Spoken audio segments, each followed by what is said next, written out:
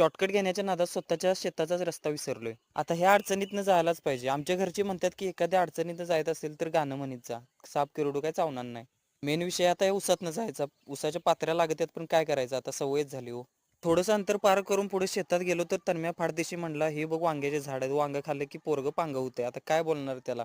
व्हिडिओच्या शेवटी एक महत्त्वाचा विषय आहे तो तेवढा बघून जावा. बियाणं पेरून झाल्यानंतर असं मुजवायला लागतंय. ते मोजून आम्ही गेलो दुसऱ्या रानात. आता इथं पण शॉर्टकट घेतलेला ऐकतोय कुणाचं आम्ही. मुंग्यांची लाईन लागते तसं एका ओळीनं गेलो आणि विषय म्हणजे आता पाऊस जास्त पडला त्यामुळे पाय असं रोवत्यातच.